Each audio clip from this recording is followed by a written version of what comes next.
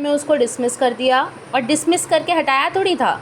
1722 में उसको बना दिया नवाब वज़ीर ऑफ अवध। ठीक है, कहाँ से डिसमिस किया था? आगरा से। ठीक, जाट रिबेलियंस के बाद उसको आगरा से डिसमिस किया, लेकिन 1722 में उसको वज़ीर बना दिया अवध का। ठीक है, यहाँ से वो बनता है nawab of Awadh. Am I clear? तो 1739 में नादर शाह मेट सादत खान वकीले मुतालिक। अब देखो, ये जो बेईमान होते हैं ना, ये बेईमान कहीं के, ये बेईमान हर जगह बेईमानी करते हैं। लालच बहुत बुरी चीज़ है। देखो, एक बार लालच बैठ गई, हम कब से यही देख रहे हैं अभी तक हिस्ट्री में, एक बार लालच बैठ गई तो लालच रुकती नहीं है। तो ये नवाब वज़ीर इतना वफ़ादार नहीं था मोहम्मद शाह का, अब वो नादर शाह से जाके जो है मिल जाता है।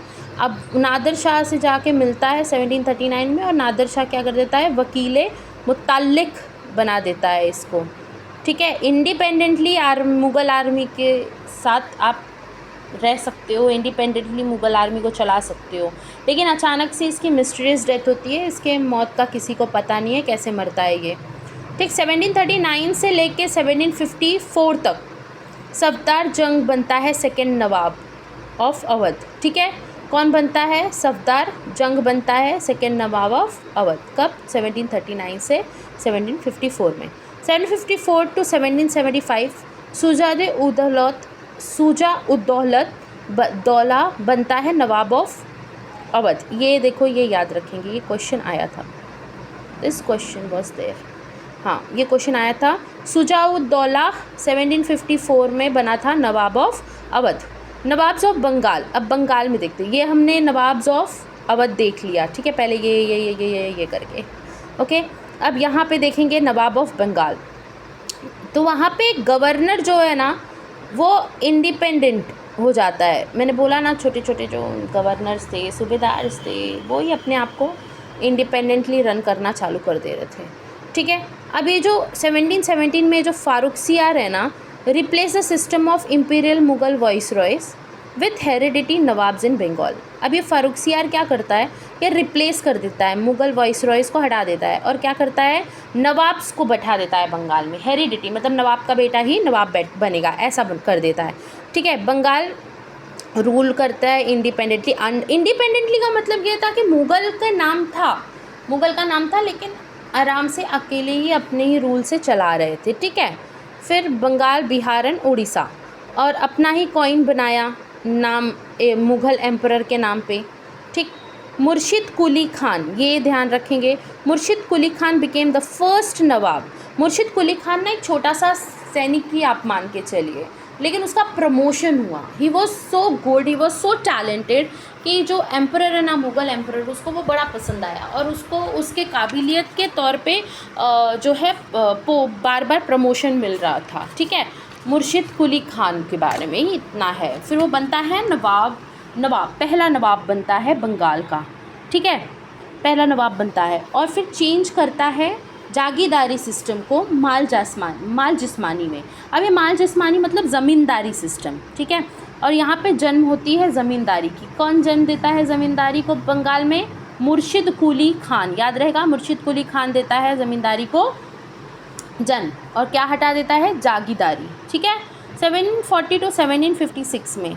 आई डोंट थिंक कि इतना डीपली आपको बताना पड़ेगा। अगर ऐसा लगता है कि इसके कुछ चीज़ें आपको नहीं समझ में आ रही हैं, तो प्लीज़ उसका भी एक अलग से आप बना लें, उसकी मीनिंग लिख लें। मुझे तो ये सारी चीज़ों के बारे में मालूम है, क्योंकि मेरा जो बेस है वो बहुत ज़्यादा ठीक ही ठाक है। ओके, तो आपका अगर बेस नहीं है, आप अभी मेरे वीडियोस देख रहे हैं, तो अगर ये सारी चीज़ें हैं, तो आप एक काम करिए, आप एक जगह लिख दीजिए जागीरदारी, उसके बाद में उसका मीनिंग लिख दीजिए। ऐसे आप कर सकते हैं। चलो मूव। 1740 टू 1756 अलीवर्दी खान बनता है फोर्थ नवाब। लेकिन ये अलीवर्दी खान इसका वंशज नहीं था, मुर्शिद कुली खान का। मुर्शिद कुली खान के सिर्फ 3 वंशज बने थे नवाब। उसके बाद ये बन जाता है अलीवर्दी खान, ये फोर्थ नवाब बनता है, लेकिन वो उसके वंश का नहीं था। हेरिडिटी थी ना नवाबगिरी, लेकिन फिर ये बन जाता है। ठीक है, 1740 बैटल ऑफ गिरिया में देखते हैं हम क्या होता है। Nasiri dynasty of Bengal, military coup financed and masterminded by the rich and influence Jagat Seth bankers. ठीक है। अब देखो 1740 में क्या होता है, बैटल ऑफ जीरिया होता है और toppled the Nasiri dynasty of Bengal, ये था नासिरी डायनेस्टी, ठीक है, और वो हट जाती है। फिर कौन बैठता है, हमारा अलीवर्दन खान बैठता है, ठीक है। ओके, इतना याद रहेगा। 1747 में एक बैटल होता है, battle of Burdwan, battle of Burdwan मतलब वर्धमन, ठीक है। When the Maratha armies invaded Odisha, nawab's commander Mir Jafar, कौन था commander, Mir Jafar, retreated the Bardhaman without offering resistance, ठीक है। Mir Jafar was dismiss, took control of army, defended. अब ये मीर जाफर को क्या कर देता है, ये नवाब हटा देता है, कहता है कि ऐसा है, तू हट भैया, तू तो हमारा ही दुश्मन बन जाएगा। और फिर उसके बाद वो क्या करता है, खुद ही आर्मी को ट्रूप करता है, खुद ही आर्मी को लेके जाता है और मराठाओं से लड़ता है। कौन, नवाब ही लड़ने लगता है। कहता है मीर जाफ़र को, जो मीर जाफ़र कमांडर था, उसको बोलता है भैया तू रहने दे, तेरे से ना हो पाएगा, मैं देख लूँगा। और फिर वो क्या करता है ना, ये जो देखो, ये जो नवाब है ना, ये जाकर है ना बहुत बड़ा गड्ढा खोदता है, जिसको मराठा डिच बोलते हैं। ये एक इम्पॉर्टेंट पार्ट है, याद रखिएगा। मराठा डिच बोलते हैं। कलकत्ता के आसपास एक किला है, वहाँ पे आप उस किले का नाम जान जाइए। उसी के बगल में ही बहुत बड़ा गड्ढा खुदवाता है, ठीक है, ताकि जो मराठास के वो बारगी ट्रूप है वो आ ना सके।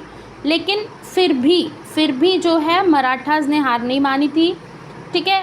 Raghoji one Bhosle of Nagpur and kill around 4 lakh Muslim Bengalis. अब आपको पता है ये जो मेजॉरिटी ऑफ हिंदू हुआ ना, ये जो बांग्लादेश के साइड चले गए सारे मुस्लिम्स और फिर इस साइड बचे हिंदू, यहाँ इस चीज़ की शुरुआत इधर ही हो गई थी। ये जब मराठास है ना, इन्होंने मारना शुरू कर दिया था, किसको, मुस्लिम बंगालीज को, और बंगाल के, बिहार के मुस्लिम्स को मारना शुरू कर दिया था। इसलिए वो लोग भागकर कहाँ चले गए थे, आज का जो बांग्लादेश है उस साइड चले गए थे, और इस साइड बच गए मेजॉरिटी ऑफ हिंदूज, ठीक है। 1749 में उड़ीसा भी हार जाती है मराठाओं से, और एक ट्रीटी साइन होती है 1751 में। आई होप यहाँ तक क्लियर है। Thank you so much.